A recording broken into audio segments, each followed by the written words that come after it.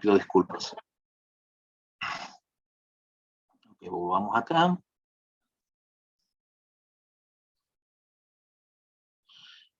Y vamos a regresar un momentito. Pido disculpas. Había prometido que iba a grabar la presentación. Voy a regresar un segundito solo para ir a discutir un poquito estas partes rapiditas que mencioné para que quede grabada para las personas que no lo van a poder ver hoy. Le prometí a varias amistades de España que no pueden conectarse a esta hora porque está de madrugada ya, que lo iba a grabar para ellos. Entonces, volviendo a las definiciones, hablamos de carnografía, la visualización gráfica de la concentración del CO2 a lo largo del tiempo y volumen. Estamos hablando de tiempo y volumen, en cuánto tiempo es la exhalación y la cantidad de CO2 que es exhalado por la persona. El carnograma es la forma de la onda que se forma en este momento. El PaCO2 es la presión parcial de dióxido de carbono en los alvéolos. El PETCO es la presión parcial de dióxido de carbono al final de la respiración, o la expiración, perdón.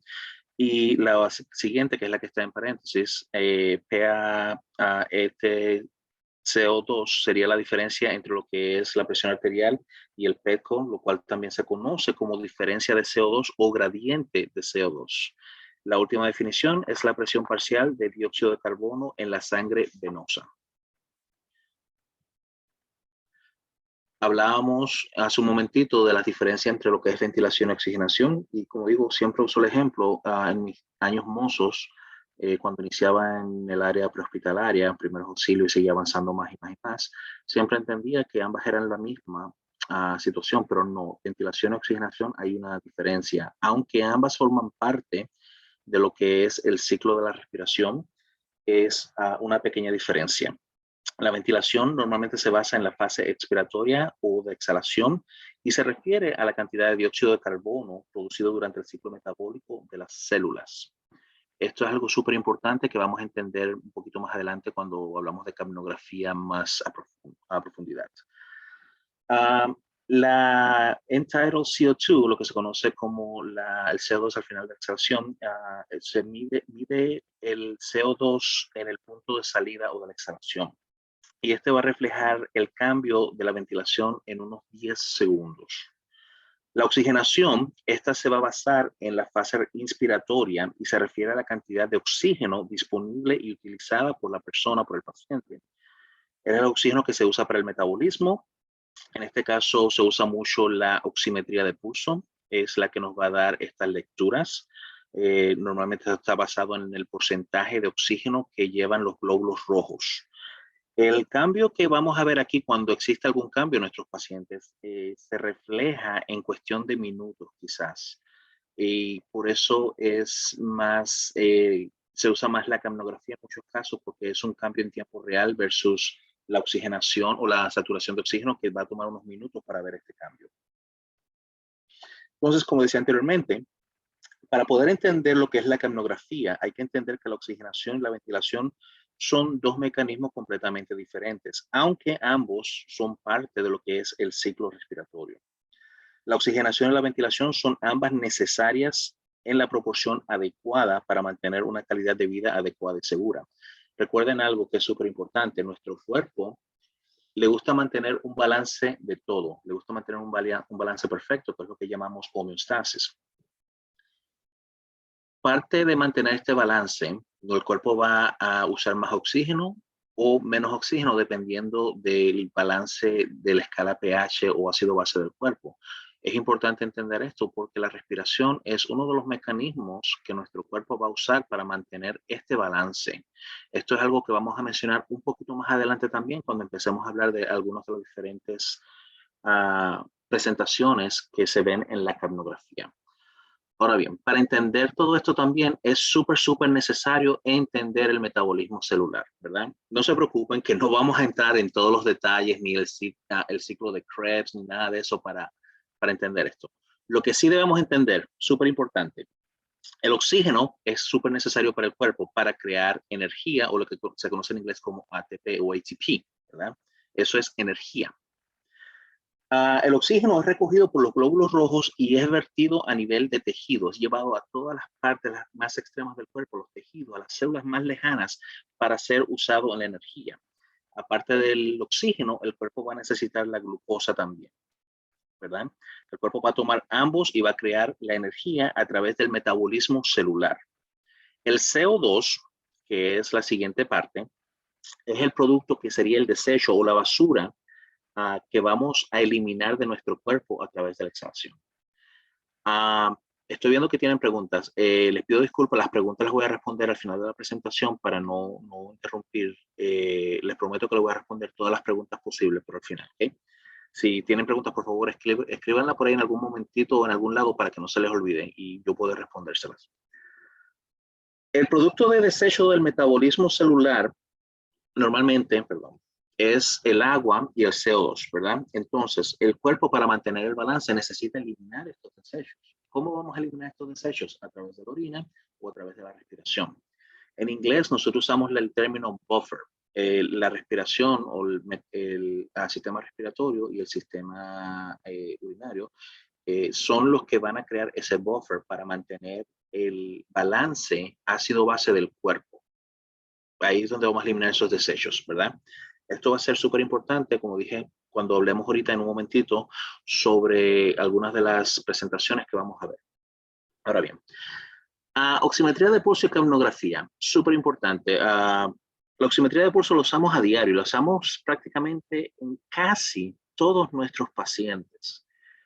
Por algún motivo u otro, en algunas partes quizás lo usamos demasiado excesivo y en otras partes no lo suficiente. La oximetría de pulso va a medir la oxigenación que tienen nuestros pacientes o el porcentaje de oxígeno en los glóbulos rojos y se representa en nuestros monitores con una forma de onda que en inglés se le conoce como PLEF, ¿verdad? Esa es lo que es la oximetría de pulso. Es no invasiva. Los cambios van a demorarse unos minutos, como mencioné anteriormente. El otro problema que vamos a tener aquí es que estas lecturas pueden ser afectadas o nos va a dar una lectura falsa, dependiendo si hay movimiento del paciente excesivo, mala perfusión del paciente, los esmaltes de uña que usan las chicas. Algunas disritmias van a crear también estos falsas lecturas, ¿verdad? La capnografía es el estudio y medición del CO2 en el gas exhalado. Ahora bien, aquí viene la parte de por qué la capnografía es importante también. Si el cuerpo está produciendo CO2, quiere decir que existe metabolismo celular. Si no hay metabolismo celular, el cuerpo no va a producir CO2, ¿verdad?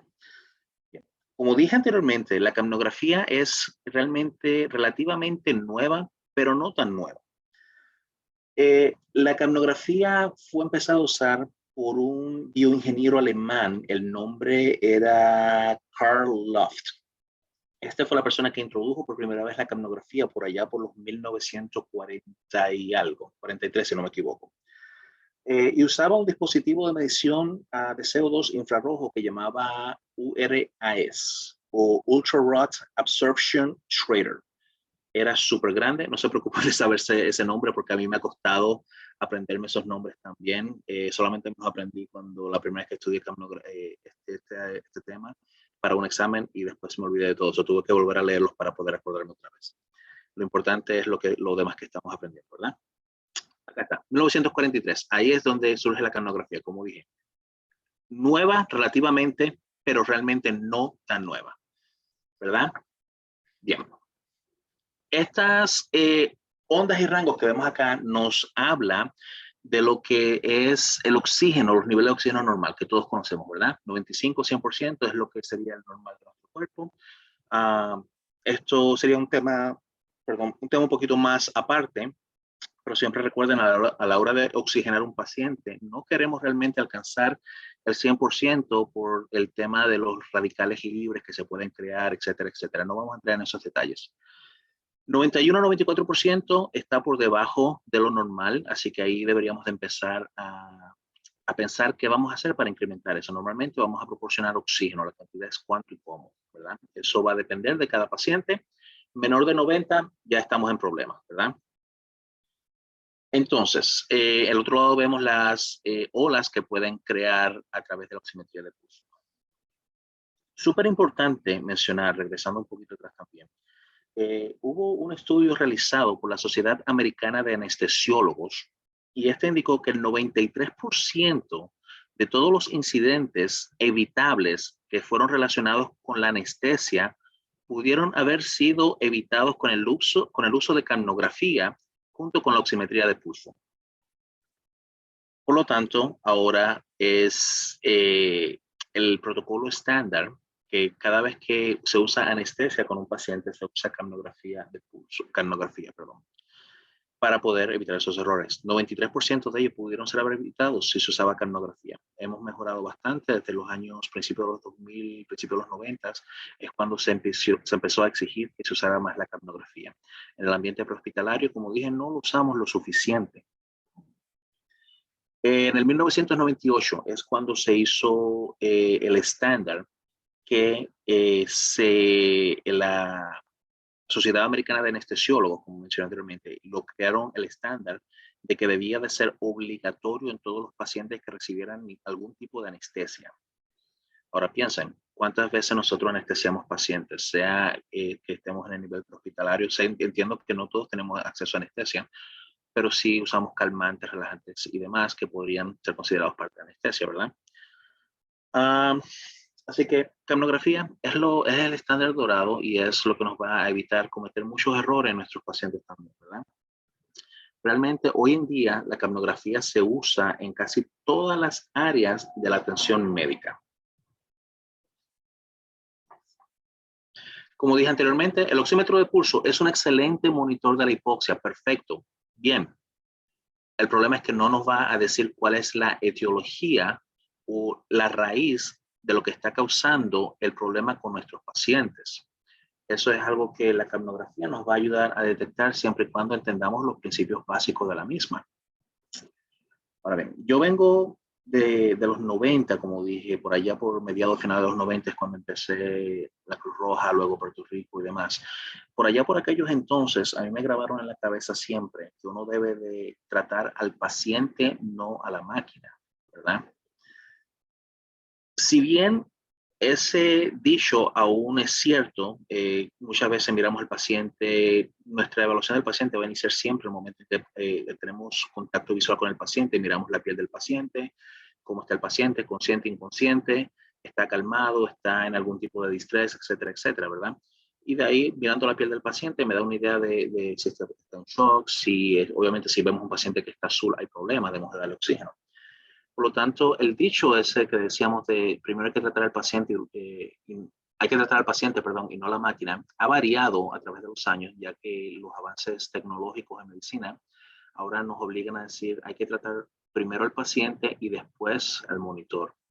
Porque el monitor también nos va a dar mucha información en relación a lo que está pasando con el paciente, sea la parte cardíaca, la parte respiratoria. Tengan eso en cuenta. Bien. Aquí estamos viendo dos dispositivos que son los que vamos a usar comúnmente para la lectura de la capnografía. Si logran ver bien, la persona que está despierta, obviamente sentada, tiene una cánula nasal. Esta al final tiene una orejita que va a darnos la lectura. Ahí es donde va a recibir el CO2 y va a dar la lectura conectada al monitor. La siguiente foto que ven, la persona que está intubada, al final del tubo se conecta el capnógrafo y luego se conecta lo que se conoce como el resucitador manual, ambu bag, bolsa de resucitación, como le queramos llamar, ¿verdad? Estaba pensando agregarle la foto a esta presentación de dónde vamos a conectar estos dispositivos en nuestros monitores, pero la realidad es que son tantos los monitores que usamos, hay gran diferencia en cada parte, cada país, y son gran variedad de dispositivos que duraríamos horas quizás hablando de dónde conectarlo, cómo activarlo y todo lo demás. En ese caso, mi recomendación para ustedes es que se familiaricen con el que tienen a mano, ¿verdad? Sí les digo, yo personalmente en mi trabajo uso el Sol Serie X. Los que usan el Sol Serie X díganme que por favor que ustedes también odian, por decirlo así, dónde está la conexión para la capnografía, porque es súper imposible al lado cuando está conectado con la bolsa donde va y todo eso. Ya sé, si lo han usado, van a entender lo que digo. Si no lo han usado, busquen una foto y van a ver lo que les hablo, ¿verdad? Bien, hablemos de la utilización de la capnografía, ¿verdad? Esta nos va a dar la información a través del monitoreo de la respiración. Perfecto. Nos va a hablar de la vía respiratoria. Nos sirve también para documentar. Vamos a hablar acá. Vía respiratoria, respiración y circulación. Esas tres cositas que vemos acá y que siempre nos grabaron en la cabeza, ABC, luego se habló de CAB, pero CAB es normalmente para RCP, también se habla de XABC, XABC es para el trauma. ABC es nuestro paciente médico, ¿verdad? Vía aérea. En la vía aérea, la capnografía nos va a ayudar a verificar y documentar que el tubo endotraqueal que estamos usando está en el lugar correcto. También nos va a dar un monitoreo continuo del tubo endotraqueal. En la respiración, perdón, la forma de la onda de capnografía se correlaciona directamente con la respiración del paciente y nos va a hablar si el paciente está hiperventilando, hipoventilando, si el paciente tiene un ataque de asma, si hay broncoconstricción, si el paciente tiene una enfermedad pulmonar obstructiva crónica. También nos va a ayudar a ajustar las ventilaciones manuales cuando estamos ventilando a nuestros pacientes de acuerdo con las necesidades del paciente, de acuerdo a la lectura correcta. Vamos a hablar de esa lectura, de cuáles son los numeritos perfectos, que deberían de ser perfectos en este caso, para mantener a nuestros pacientes. Vamos a hablar de eso un momento más adelante.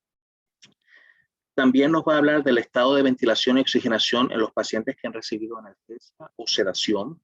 Nos va a hablar también si existe, en inglés el término que usamos es BQ mismatch. No sé en español, me parece que la traducción literal sería un desajuste de la ventilación-circulación del paciente. Esto normalmente ocurre cuando se altera la cantidad de ventilación o la cantidad de perfusión. O hay más oxígeno o más sangre para mover uno al otro, ¿verdad? Pacientes con embolia pulmonar, va a haber una disminución de la perfusión en comparación con la ventilación de nuestros pacientes. Y esto va a crear un aumento en el espacio muerto de los pulmones que va a afectar la respiración del paciente, ¿verdad? En la circulación, nos va a dar una comprobación de la eficacia de las compresiones cuando estamos hablando de un paciente que está en una parada o un arresto cardiorrespiratorio. También nos va a dar una indicación cuando vamos a obtener lo que se conoce como ROSC, ¿verdad? El retorno de circulación espontánea. Vamos a ver que hay una elevación rápida o repentina de lo que es el CO2 que está expulsando nuestro paciente. También nos va a ayudar a monitorear los estados de baja perfusión de nuestros pacientes. En un momentito más adelante también vamos a explicar cuál es la relación ahí, ¿verdad? También nos puede ayudar con lo que son los pacientes que están teniendo ACV o un derrame, un stroke, ¿verdad? Pacientes que tienen lesión en la cabeza. Estos pacientes normalmente van a presentar altos niveles de CO2 que van a inducir a la vasodilatación. Por lo tanto, nosotros tenemos que hacer algo para permitir que haya perfusión cerebral, ¿verdad? Entonces, cuando vemos eso, ¿qué tenemos que hacer? Aumentar el flujo sanguíneo cerebral para contrarrestar la hipoxia. ¿Cómo vamos a hacer esto? Dándoles más ventilación a nuestro paciente, etcétera, etcétera, ¿verdad?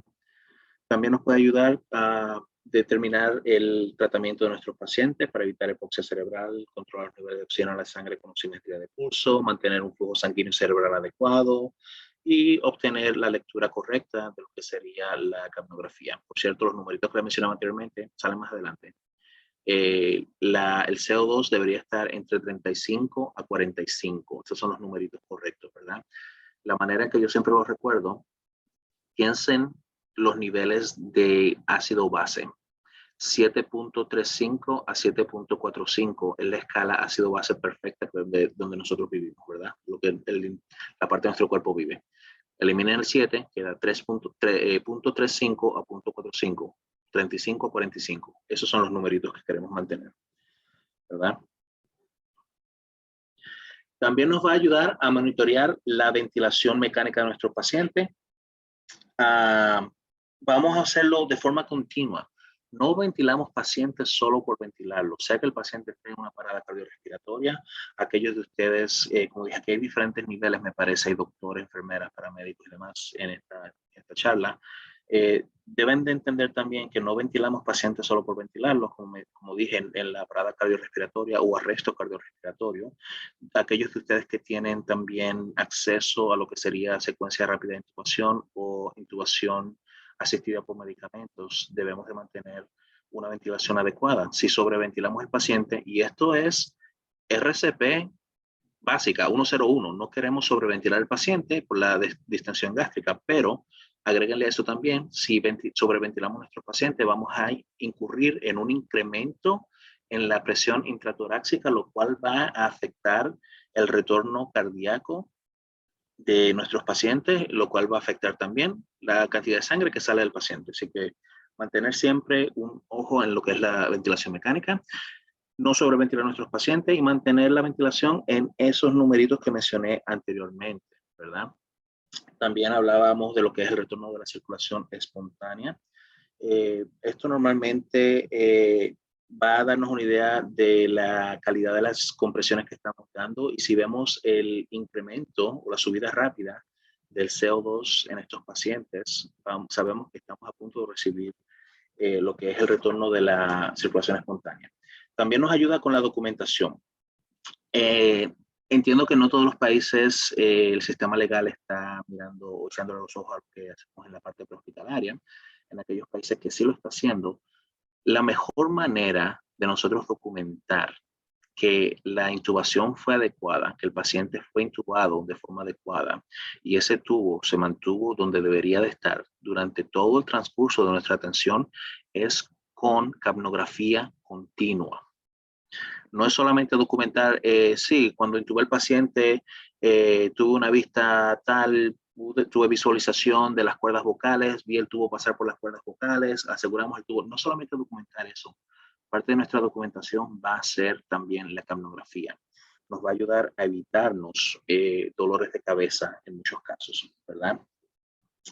También la capnografía nos va a indicar si hay algún problema con el paciente o si en algún momento hay un fallo con el tubo. Somos humanos, hay fallo con los tubos, ¿verdad? Eso es parte de. Entonces, cuando hablamos de la capnografía, esta es lo que vamos a ver, más o menos, ¿verdad? Esta es una onda normal de capnografía al final del ciclo respiratorio, ¿verdad? Vemos la elevación, vemos el tiempo. La onda ideal sería con altitud que nos daría una lectura de 35 a 45, más o menos. Sobre la altura nos da la cantidad y la distancia nos da el tiempo de exhalación de estos pacientes.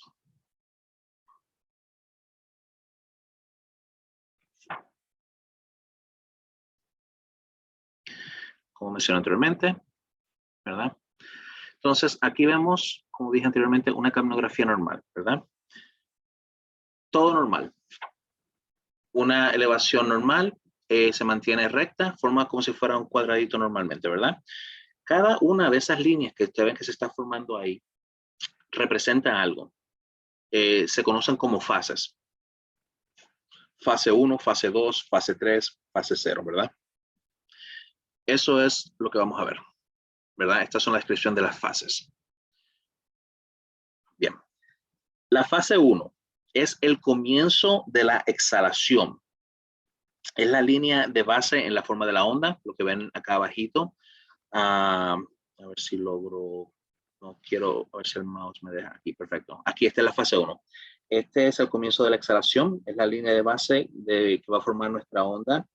Llega y en recta y luego se convierte en un golpe ascendente inicial que va a formar la onda de la capnografía. Esta representa el gas exhalado en las vías respiratorias superiores. Recuerden, vías respiratorias superiores e inferiores. La parte superior no existe intercambio de gases. Ahí lo que hay es residuo prácticamente del CO2 que ha sido expulsado anteriormente. Eso es también, esta parte es lo que se conoce también como espacio muerto anatómico, ¿verdad? Por eso ven que la línea es flat o está, no se eleva prácticamente para nada o si acaso un poquito, porque no hay mínimo o nada de CO2 en esta área, ¿verdad? La fase 2, que es la fase ascendente, la que vemos acá, ¿verdad? Es la transición de la ventilación de las vías respiratorias superiores a inferiores. Entonces, ahí en esta parte, el CO2 de los alvéolos va a llegar a la vía aérea superior y se va a mezclar con el aire que está en el espacio muerto. Ahí es por eso que se ve este aumento en lo que es el CO2. Ahora el CO2 es cuando se empieza ahí es cuando se empieza a detectar el CO2 en el capnógrafo y va a mostrar nuestros cambios en el estado de perfusión de nuestro paciente. La parte de arriba, que sería lo que es el techo, el plató prácticamente, es la fase 3, la exhalación de CO2 en esta parte, ¿verdad? Esta nos va a mostrar el intercambio gaseoso alveolar, perdón. En este caso, el CO2 ahora constituye la mayor parte del aire exhalado. Recuerden, cuando ustedes exhalan, empiezan lento, ¿verdad? Y luego la exhalación larga. Esa es la parte que estamos hablando, esa exhalación larga. Ese es el plató o la fase 3 de lo que es la onda de capnografía. Los aumentos en esta parte pueden indicar problemas con la distribución de lo que es la oxigenación de nuestros pacientes. Puede que estén respirando muy rápido, muy lento, y esto va a incrementar o disminuir el tamaño de esta onda también, ¿verdad? Existe algo también que se conoce como el ángulo alfa. No lo está marcado acá. Existe entre la fase 2 y la fase 3 del capnógrafo. Normalmente indica una fase expiratoria prolongada. Se observa mucho en lo que son los broncoespasmos. Vamos a hablar un poquito más adelante de la onda de lo que es el broncoespasmo también. También puede ocurrir cuando hay una obstrucción parcial de las vías respiratorias de nuestros pacientes. La fase 4 es el golpe inspiratorio. Aquí va a volver a nivel 0. Ya ahí terminamos de exhalar ya lo último de lo que es el CO2 que tenemos dentro de nosotros, ¿verdad? Ahí es donde empieza la inhalación. Los niveles vuelven a la base del capnógrafo de la onda. Esas es las fases que vemos acá, ¿verdad? Y acá están otra vez, ¿verdad? Aquí hablamos de lo que ya estamos hablando de lo que es la expiración, expiración o exhalación y la inspiración, ¿verdad? Ahora bien, ¿cuál es la diferencia de lo que hablábamos ahorita del PETCO o la diferencia de la gradiente? Eso es cuando hablamos de lo que es el espacio alveolar muerto, ¿verdad? Se conoce como la diferencia de CO2. Representa directamente lo que es el espacio muerto alveolar. Hay varias condiciones o estados de nuestros pacientes, estados de enfermedad de nuestros pacientes que pueden causar un incremento o una disminución en este espacio. La embolia pulmonar, por ejemplo, en este caso el aire tiene más CO2 cuando sale de los alveolos y se diluye con aire de espacio muerto. Esto va a dejar mala perfusión o sin perfusión y el resultado es una menor concentración de CO2 en el aire de exhalación. Aquí vemos esta parte acá.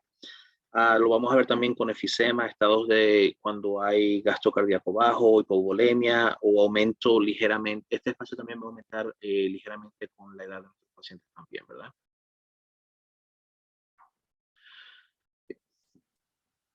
A ver cómo muevo esto de aquí para que puedan ver bien esto.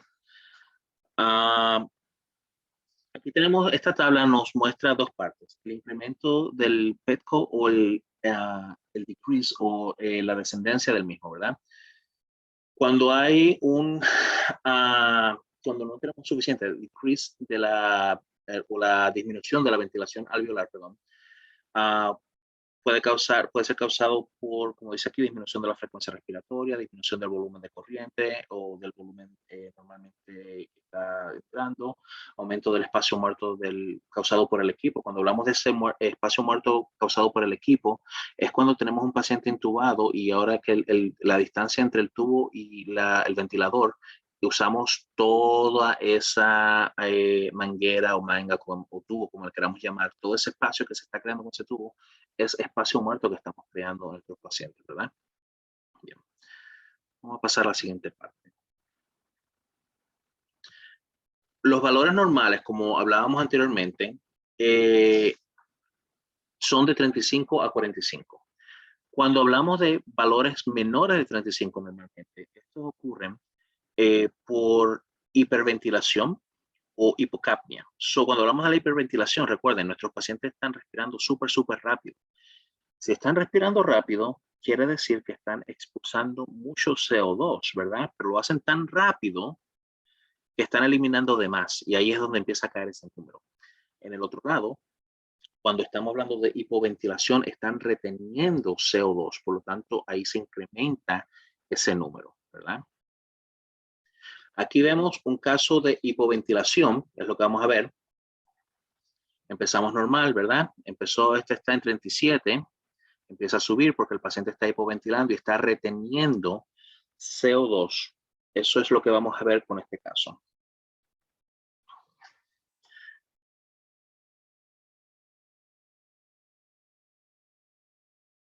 Si ven, la forma de la onda realmente no ha cambiado para nada. Solamente lo que ha cambiado, la distancia tampoco, el tiempo tampoco ha cambiado. Lo único que está cambiando, bueno, el tiempo se ha incrementado un poco, pero lo que está cambiando es el nivel o la cantidad de CO2 que estamos viendo en nuestros pacientes, ¿verdad? ¿Cómo arreglamos esto? Bien fácil. Hipoventilación. ¿Cómo arreglamos la hipoventilación? Hacer que el paciente disminuya la frecuencia respiratoria, ¿verdad? Esa es la manera de hacerlo. Ahora bien, en la hiperventilación, aquí vemos que el paciente empieza a respirar más rápido, por lo tanto, la onda baja más. Esta onda vemos que inicia en 37 también y empieza a bajar, a bajar, a bajar. Como dije, el tiempo, la distancia sigue siendo la misma. La onda misma no cambia de forma. Hay ondas que van a cambiar de forma, vamos a hablar de esas más adelante también. Y disminuye la cantidad de CO2 que el paciente está expulsando. Voy a tomar un poquito de agua.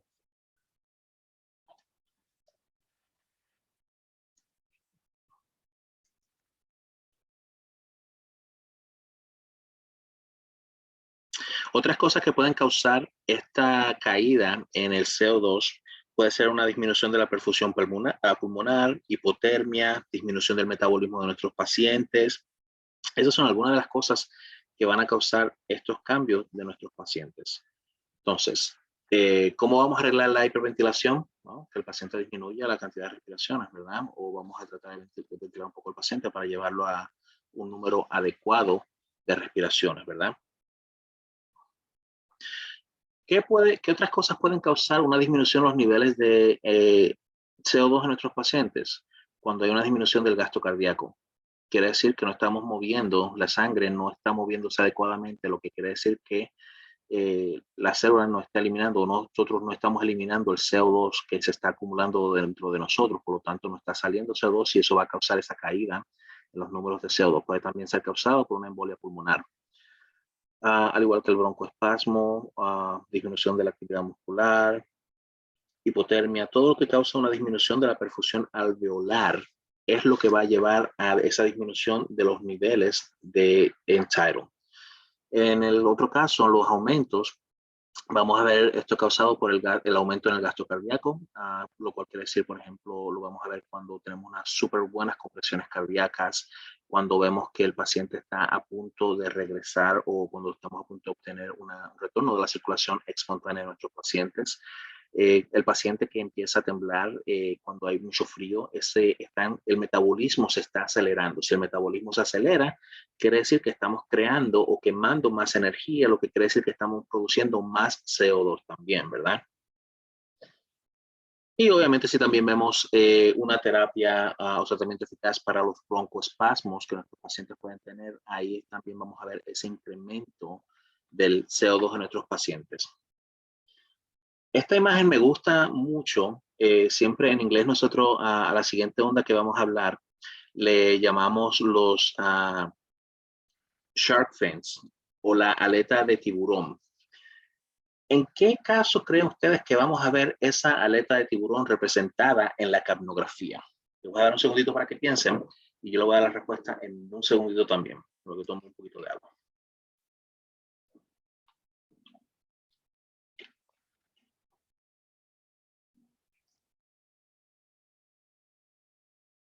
Bien. Esto lo vamos a ver en los broncoespasmos porque existe una restricción de la ventilación adecuada. Los alvéolos se llenan de manera desigual durante la inspiración, están cerrándose. También se van a vaciar de manera desigual durante la expiración. El flujo de aire desigual durante esa exhalación diluye el CO2 de exhalación. También está la hiperplasia de las glándulas mucosas y el músculo liso o músculo suave. Y el exceso de producción mucosa en estos pacientes que están teniendo el broncoespasmo. Ahí es donde vamos a ver esta onda específicamente. Súper interesante, o es algo que debería llamarnos mucho la atención cuando vemos esta onda en la capnografía, ya que está representando un broncoespasmo en nuestros pacientes. Es algo que debemos de ponerle ojo y atender de forma rápida. Debemos de abrir esos broncos para que el paciente pueda tener un buen intercambio de gases. Si no lo hacemos, estos son los pacientes que pueden entrar en un arresto o una parada cardiorrespiratoria fácil. En este caso, en estos pacientes vamos a ver alteraciones en la fase ascendente o el plató de la onda, ¿verdad? Un incremento más lento en la concentración del CO2 va a causar esto. El oxígeno o el CO2 parcial arterial va a aumentar a medida que la enfermedad progresa en estos pacientes.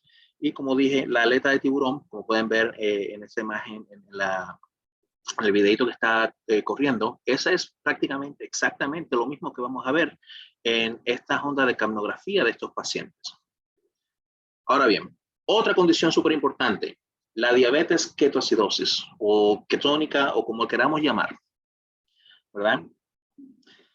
En este caso, ¿cuándo entra un paciente en lo que es la diabetes ketoacidosis? Bien fácil, el cuerpo no está produciendo insulina, ¿verdad? Entonces, el nivel de glucosa empieza a incrementar, entramos en un metabolismo no adecuado para nuestros pacientes, el cuerpo entra en un metabolismo no adecuado, no está trabajando de forma adecuada, aeróbico versus anaeróbico, entonces se empiezan a aumentar todos los niveles, se empieza a producir exceso de ketones o cetones, como le queramos llamar, o acetones, son los diferentes términos que se usan. Entonces, ¿qué va a hacer el cuerpo? Bien, primero que nada vamos a ver ese incremento del CO2 en estos pacientes, perfecto. Y luego empieza el rumble, como digo yo, el Royal Rumble o la pelea del cuerpo tratando de mantenernos vivos. ¿Qué va a hacer el cuerpo? Ahí es donde vamos a ver lo que llama muy característico las respiraciones de Kussmaul en nuestros pacientes, esa respiración rápida, profunda, para tratar de eliminar ese ácido o esa acidez que producen los ketones para mantener el paciente vivo. Así que vamos a ver inicialmente una capnografía aumentada, un CO2 aumentado en nuestros pacientes, y luego que empieza a activarse lo que es el buffer, como mencionaba anteriormente. Recuerdan que les mencionaba dos cosas que el cuerpo utiliza para mantener ese balance perfecto, que era eliminar desechos a través de la orina y a través de la respiración. Ahí estamos usando la respiración en estos pacientes, ¿verdad? Bien. ¿Qué va a suceder en estos casos? Antes que empiece todo esto, el cuerpo va a tratar de amortiguar el exceso o la acumulación de ketones usando el bicarbonato para equilibrar la acumulación de este ácido. El sistema se va a abrumar de forma rápida y entonces va a pasar a usar otros mecanismos para que puedan usarse para compensar la acidosis que nuestros pacientes están creando. Y es lo que va a suceder. Vamos a ver que incrementa el CO2 y luego el paciente empieza a respirar más profundo, más rápido y va a crear esa eliminación, ¿verdad? Ahora bien, hablaba que existe una relación entre el estado de perfusión de nuestros pacientes y el estado de ventilación, oxigenación de nuestros pacientes que podemos ver con la capnografía, ¿verdad? La capnografía nos va a dar una señal de advertencia temprana de cuando nuestros pacientes están entrando en shock por choque. Si el paciente sufre una caída repentina en el gasto cardíaco, esto se va a demostrar como una caída en lo que es el CO2 expirado de nuestros pacientes o exhalado de nuestros pacientes. Piensa en lo siguiente, el CO2 está siendo producido en el cuerpo, ¿verdad? Es el desecho del metabolismo celular. ¿Cómo va a llegar ese CO2 al pulmón? A través de la sangre. Si hay una caída repentina de la sangre pasando a los pulmones, quiere decir que el CO2 no está llegando al pulmón. Por lo tanto, es lo que vamos a ver, esa caída del CO2 en la exhalación de nuestros pacientes, ¿verdad? Lo vamos a ver mucho en los pacientes con trauma, pacientes cardíacos o cualquier paciente que esté en riesgo de shock, cualquier tipo de shock. Mayormente el shock hipovolémico es donde lo vamos a ver mucho, mucho más.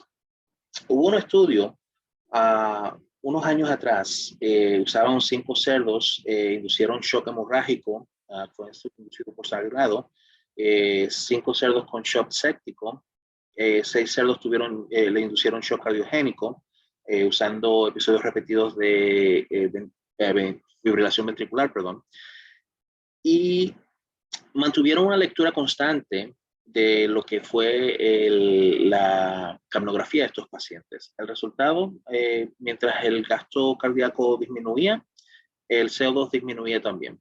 Hay estudios, hay documentación que muestran esto. Así que es algo que deberíamos estar también usando mucho con nuestros pacientes que están en estado de shock o que sospechamos que puedan entrar en estado de shock. Shock hipovolémico, trauma, cardiogénico, todos esos tipos de shock va a demostrarnos nos va a dar una lectura quizás baja en lo que es la capnografía o el CO2 expirado de estos pacientes, ¿verdad? ¿Y qué dice también la Asociación Americana del Corazón? Bueno, la Asociación Americana del Corazón, que es el estándar dorado de cuando hablamos de RCP, ellos recomiendan el uso de capnografía no solamente para confirmar que el tubo endotraqueal esté donde debería estar, sino también va a ayudarnos a monitorear la efectividad de las compresiones cuando hacemos RCP y también nos va a dar una indicación de cuando estamos a punto de recibir el retorno de circulación espontánea en estos pacientes, ¿verdad?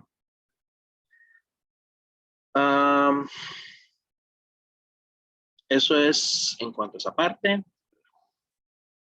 Ok, entonces, entrando en otras partes de lo que es la capnografía, en esta parte es la reaspiración o rebreathing en inglés.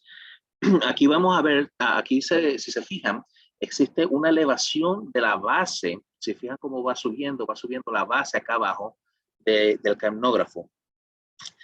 Eso es lo que vamos a ver en estos pacientes. Esto puede ser causado por flujo inspiratorio inadecuado del paciente, un mal funcionamiento de un sistema absorbente del CO2 en nuestros pacientes. Normalmente vemos pacientes que están siendo ventilados también. Circuitos parciales de reaspiración, tiempo expiratorio o de exhalación no suficiente. Si el paciente no tenemos una vía aérea perfectamente alineada, cabeza-cuello, es donde vamos a ver esta parte.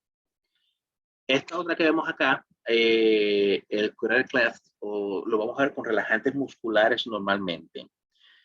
Vamos a ver esa hendidura en el plató del capnograma, perdón. Esto lo vemos normalmente cuando cuando el relajante muscular que estamos usando, la anestesia que estamos usando, el efecto empieza a disminuir. O sea, lo vemos en pacientes que están normalmente intubados, están siendo ventilados cuando la analgesia y los relajantes que estamos usando para mantener al paciente down empiezan a perder su efecto. Aquellos de ustedes que hacen transporte entre hospitales con pacientes intubados y ventiladores, siempre, siempre, siempre, siempre, 100% deben de tener capnografía. Este es uno de los problemas que vamos a ver que la capnografía nos va a ayudar a resolver.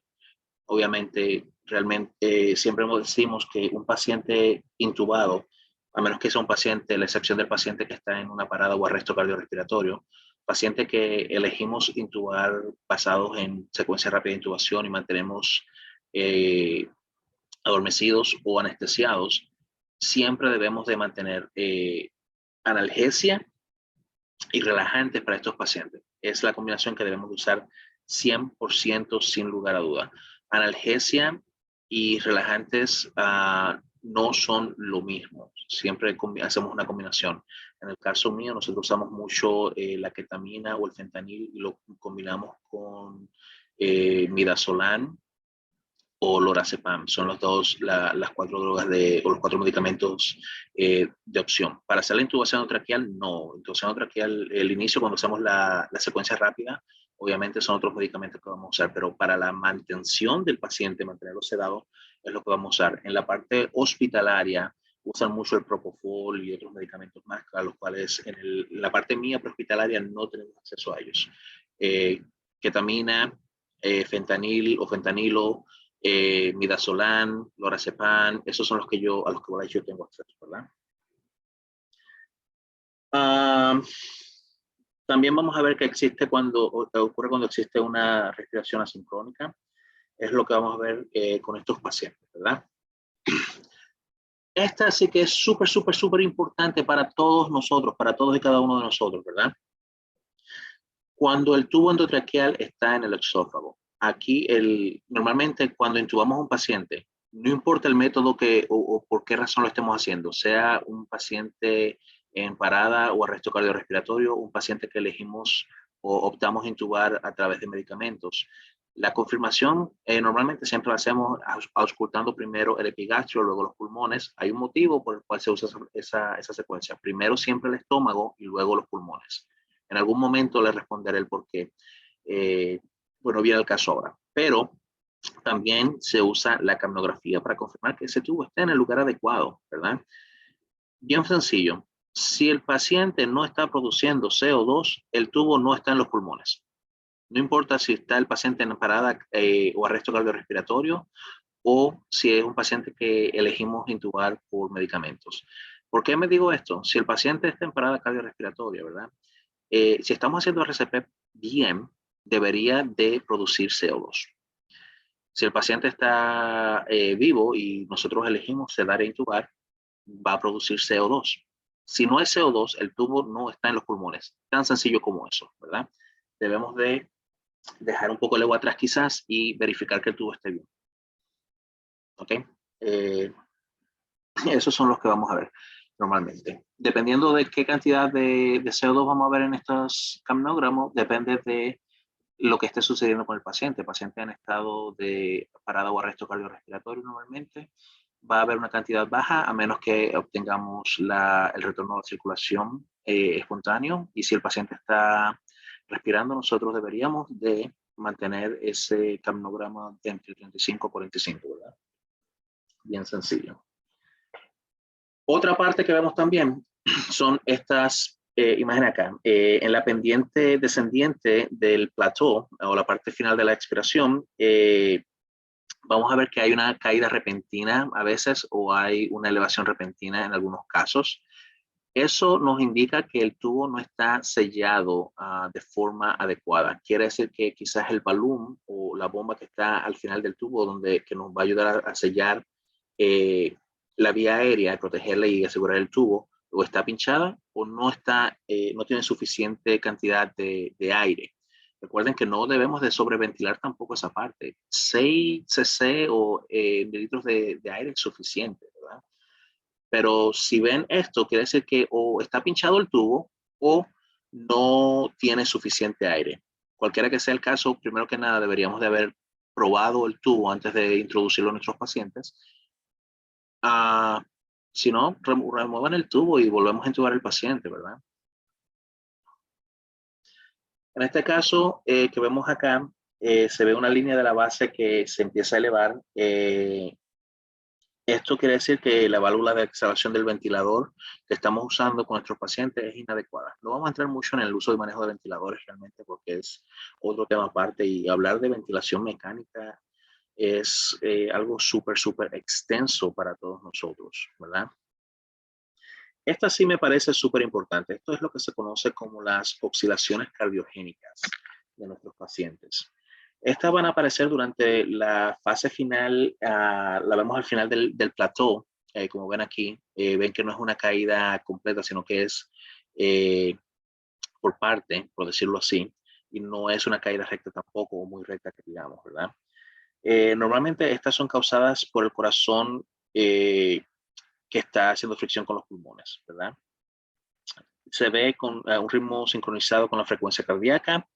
Lo vamos a ver súper común en los pacientes pediátricos que están siendo ventilados de forma mecánica a baja frecuencia respiratoria con tiempos de expiración largos. Aquellos ustedes que manejan ventiladores mecánicos van a entender lo que acabo de decir.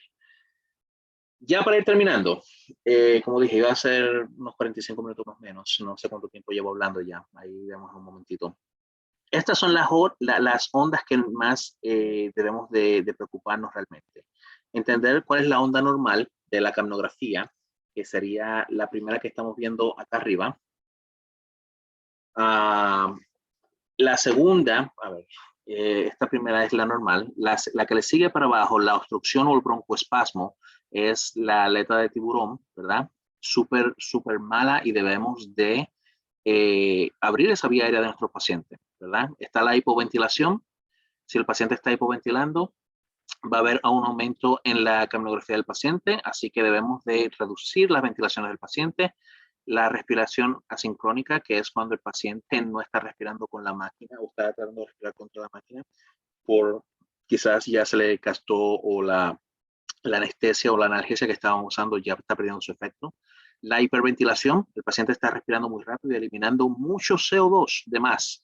Queremos bajar esas respiraciones. En la RCP, no vamos a ver una gran cantidad de CO2 siendo exhalado por nuestros pacientes, a menos que estemos a punto de recibir o que el paciente esté a punto de tener un retorno de circulación espontánea. Es cuando vamos a ver esa elevación repentina. Y si vemos una pérdida repentina de la onda de capnografía, quiere decir que perdimos el tubo prácticamente. Recuerden siempre, por favor, mantener la capnografía, si tienen pacientes intubados, 100%, sin excusa, deben de tener un capnógrafo con ese paciente. Aquellos de ustedes que hacen transporte interfacilitarios o entre hospitales, si llevan un paciente intubado, hagan un favor a ustedes mismos y protejan su carrera. Documenten con capnografía, siempre, siempre, siempre. Si intuban un paciente por secuencia rápida, usen capnografía. Si el paciente está en arresto cardiorrespiratorio, usen capnografía. Y si sospechan algún problema respiratorio con el paciente, usen capnografía. Ahora bien, sé que no todos tenemos acceso a la capnografía como mencioné anteriormente, pero no está de más entender estos conceptos. Son conceptos básicos que hemos discutido aquí, ¿verdad? Entonces, eso sería todo lo que tengo para ustedes por esta noche. Voy a abrir un momentito la línea para las preguntas. Estas son las redes sociales mías en caso de que algunos de ustedes me siguen ya. Está mi email también, pueden escribirme. Uh, creo que había agregado una encuesta en algún momento aquí, pero les voy a preguntar, me pueden escribir por Facebook, por cualquiera de las redes sociales. Esta es la siguiente pregunta para ustedes. Actualmente estoy trabajando en crear contenido o clases de educación continua acá en Estados Unidos. ¿Cuántos de ustedes les gustaría que esas clases las tradujera y se las ofrezca a todos ustedes, así mismo como hicimos este webinar, de forma gratuita? Pueden responderme más adelante. Algo también que quería comentarle es algo que he estado trabajando quizás un año ya, llevo ya en este proyecto. Estoy creando un podcast de medicina prehospitalaria. Completamente gratis, va a ser, aún no lo publico, estoy terminando los últimos capítulos, quería hacer bastantes capítulos para tomarme el tiempo en los otros para poder publicarlos quizás cada 15 días, quizás una vez al mes. Tan pronto lo publique, lo voy a poner en todas mis redes sociales para que puedan escuchar, seguir a través del podcast y hacerle una invitación a todos ustedes. El podcast no soy solo yo a hablar, porque a mí no me gusta hablar yo solo. Honestamente, las clases así como estas me gustan mucho por lo mismo, pero la invitación es para ustedes. Este podcast lo hice pensando en la necesidad de que no he visto muchos podcasts de medicina prehospitalaria en Latinoamérica, creo que 2 o 3 realmente. La idea es hablar con ustedes, envíenme temas que ustedes quieren que yo discuta, todo lo relacionado a medicina prehospitalaria, desde la parte médica, la parte de trauma, la parte táctica, la parte de educación también, ¿verdad? Y hacerle una invitación a ustedes también a que participen. Me gustaría hacer conversatorios en el podcast con todos y cada uno de ustedes, porque a mí me interesa conocer sus sistemas de emergencias prehospitalarias y creo que todos en Latinoamérica también quieren saber, comparar qué está trabajando, qué no está trabajando, ¿verdad? Y hacer comparaciones. Así que en el futuro, tan pronto publique el podcast, lo voy a poner a disponibilidad para que ustedes en algún momento hagamos una entrevista o un conversatorio, no tiene que ser entrevista, ¿verdad? Eso es todo lo que tengo para ustedes. Denme un momentito, creo que tengo 2 preguntas acá. Si tienen más preguntas, pueden hacerla. Me preguntan acá que si el documento, se le puede enviar el documento. Esto es lo que sucede con enviar los documentos. No me gusta mucho enviar estos documentos, estas presentaciones que hago, porque es el tiempo mío que yo le dedico a esto, es el trabajo mío. La información, te puedo dar todos los links donde yo conseguí la información y tú puedes hacer tu propia presentación. El hecho con hacer las presentaciones tú mismo, tú las haces personal para ti y tú entiendes. Si yo te doy esta presentación, quizás vas a ver cosas ahí que tú vas a preguntarte qué estaba yo pensando cuando puse eso. Lo mejor es que la hagas tú realmente. Yo te doy, no tengo ningún problema en enviarte todos los links que yo usé para esta presentación, ¿verdad? Me dicen felicidades, muchas gracias. Gracias a todos ustedes realmente por haber tomado un tiempito de su ajetreada vida, de su tiempo, para compartir conmigo. A ver, unas preguntas por acá. Ya respondí. Esta.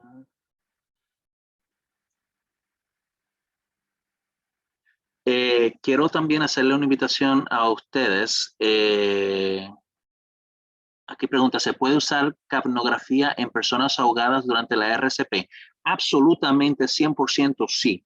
Todas las personas en RCP, sin importar la etiología de la parada o el arresto cardiorrespiratorio, debes de usar capnografía. Si pones un tubo endotraqueal en un paciente, tienes que usar capnografía, 100%. No lo digo yo, lo dice la Asociación Americana del Corazón, lo dicen todas esas personas que son muchísimo más inteligentes que yo y que tienen un montón de letras al final de los nombres. MD, PhD y todo lo demás. Lo dicen ellos también, yo solamente repito lo que ellos dicen. Gracias también. Muchas gracias a todos. Perfecto, no veo más preguntas. Ok, perfecto. Como dije anteriormente, también, por cierto, ya como les puse mis redes sociales ahí, mis redes sociales están abiertas. Cualquier persona que quiera, tenga alguna duda en la que yo pueda asistirle alguna consulta, varias personas de diferentes países a veces me escriben para consultarme cosas sencillas. No tengo ningún inconveniente. El objetivo de lo que hago es que ayudemos a que la medicina prehospitalaria avance en todas partes, si posible, ¿verdad? Con esto termino yo por esta noche. Muchísimas gracias a todos y cada uno de ustedes. Próximamente tengo otra presentación que estoy trabajando en inglés para la compañía para la cual trabajo. Tan pronto termine esa, la voy a traducir al español. Y esa es otra conferencia que vamos a hacer. Y si alguno de ustedes se motiva a hacer una conferencia, los apoyo 100%. Si necesitan el Zoom mío, les presto el Zoom mío para que hagan la conferencia. La cosa es que transmitamos el conocimiento. Si es gratis, mejor todavía. Pero la cosa es que llevemos el conocimiento, ¿verdad? Perfecto. Muchísimas gracias a todos y cada uno de ustedes. Pasen muy, muy buenas noches y nos vemos pronto. Perdón, aquí tengo una pregunta antes de irme. ¿Qué tipo de problema en la lectura podría encontrar el usar vía aérea supraglótica? Realmente la vía aérea supraglótica también te van a dar una lectura de capnografía. Específicamente, si estamos hablando del iHealth, ese te va a dar una lectura buena de capnografía. Todos te van a dar algún número de capnografía. Te van a dar siempre un número de capnografía porque está saliendo CO2 aspirado del paciente. Así que siempre vas a tener preguntas. No quizás la más correcta, pero siempre vas a tener una lectura en el capnógrafo, ¿verdad? Igual República Dominicana, gracias a mi gente de República Dominicana siempre por apoyarme, Puerto Rico, Guatemala, Honduras, veo por ahí, Luis Enrique, el hombre fuerte de por allá, amigo mío, Héctor, todos, muchísimas gracias a todos realmente. Espero pronto poder hacer otra y tan pronto lo haga lo voy a poner por todas mis redes. El video lo voy a colocar en mi página de Facebook, de YouTube, tan pronto esté por mi página de YouTube, lo voy a colocar el link, pueden compartir el link, es completamente gratis, el conocimiento debería ser gratis, obviamente hay momentos en que hay que cobrar porque no podemos vivir de la también, pero no, le voy a pasar mi página de YouTube, mi canal de YouTube. Compartan. Muchas gracias a todos y cada uno y nos vemos.